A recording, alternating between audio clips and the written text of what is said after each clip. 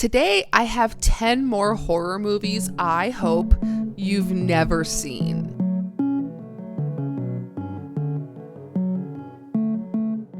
What's up, ghouls and gals? Welcome back. Today we are on part 29 of my series talking about weird, underrated, underrecommended, unseen, strange, disturbing, psychosexual, weird horror movies that I hope you've never seen. Or at the very least, maybe you've heard of, but haven't watched yet. So this is part 29, which means our next installment to this will be 30, and that means there'll be 300 movies in a letterboxd list for you guys to go and browse at your leisure. So if you enjoyed today's video, please go ahead and give this a thumbs up, subscribe for more, check out all of my links down below if you would like to see any more of me or support the channel any further. Let's just talk about the movies. And let me know down below if there are any in this list that you have seen, that you have heard of but haven't seen yet, that you want to watch, or if a movie is so far out of your radar you don't even know what it is, and I guarantee our number one pick today will be that for you. So let's start off with number 10 and Terror in the Wax Museum from 1973. Terrifying wax figures of renowned personalities such as Attila the Hun and Jack the Ripper surround the sale of a London museum. Now, the wax figures in this movie are played by real people, so if they look slightly uncanny, it's for a reason. But at our number 9 pick, let's go totally left field with a category 3 Hong Kong horror, Devil Fetus from 1983.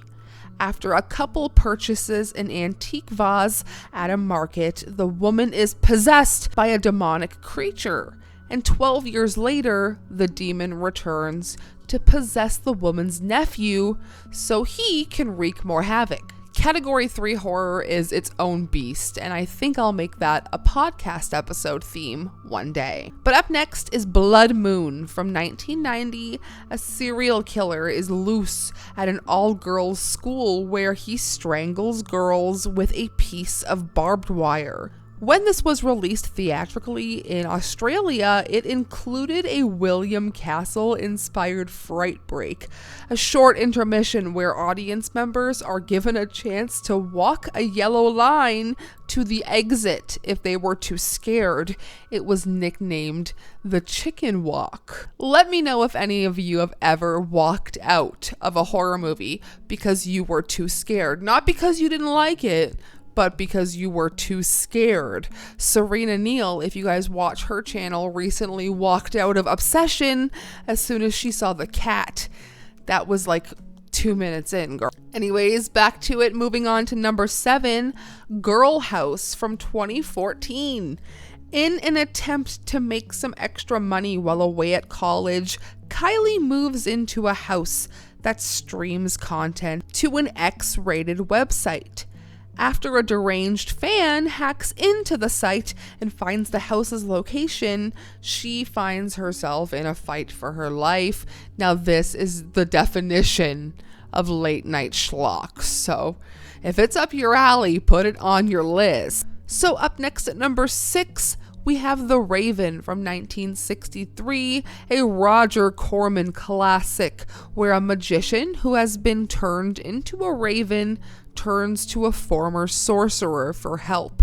Stacked cast: Vincent Price, Boris Karloff, and Jack Nicholson. But let's change the vibe once again with Spasms from 1983. A giant serpent is captured on a remote island and is shipped to an American college for experimentation.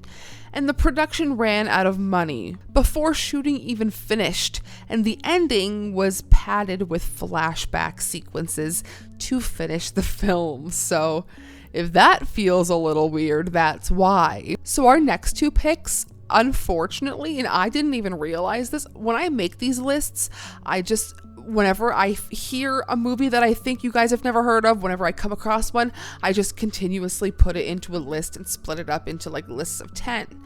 These two, I had no idea the premises were so similar, so they could potentially make a great double feature.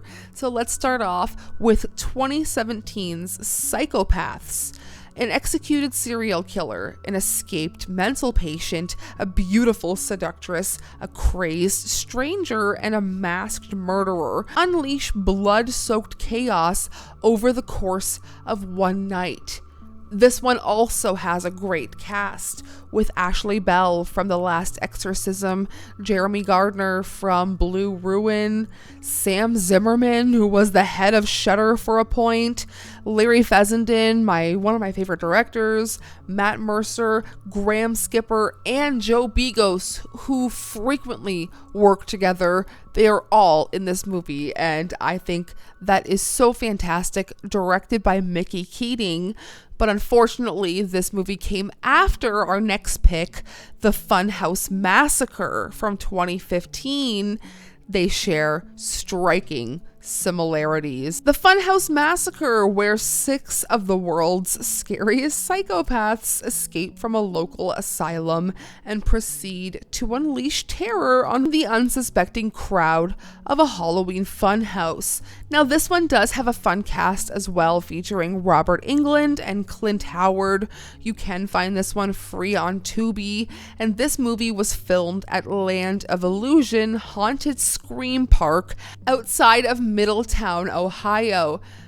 Now, let me know if you've ever been there or live around there. I think that's pretty fascinating. But do you see what I mean by the similarities in those two movies? Let me know down below. Now, let's finish off this list with our last two. At number 2, the movie here has not been released yet. It has no future release date at all yet. But this one's called Tenebris, where a grieving man returns to his hometown to sort through his late mother's belongings, only to be consumed by a brutal murder captured on his Ring camera. Now, this movie has a runtime of 50 minutes, and you guys know I love a short and sweet horror. But in the past 5 years, there have been at least 8 movies with the name Tenebris, including one that was released last year and a short film still expected to be released this year. And this caused Alex and I to go down a whole rabbit hole of movies that have been released recently with the same names and different premises, possibly a new series incoming. But at my number 1 pick, I guarantee you guys have never heard of this movie, and if you have to let me know, because this one feels so unbelievably obscure. The Miracle of Life, aka The Thingy, Confessions of a Teenage Placenta. The heartbreaking story of a living placenta that is raised as a human, a Christian, and a soldier. Now, I highly recommend looking into this movie because the trivia behind it, the warnings, everything behind this movie is so wild. It's just, this one seems like such a crazy movie. I am immediately adding it higher onto my watch list because I need to experience The Thingy.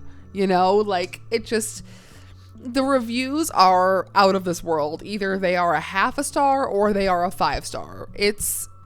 I love movies like that. I love a divisive film. I love movies that it seems like this one's going to include a lot of practical effects, and I love that. So let me know if there's any movie on this list that you've seen, that you want to watch, that you've heard of.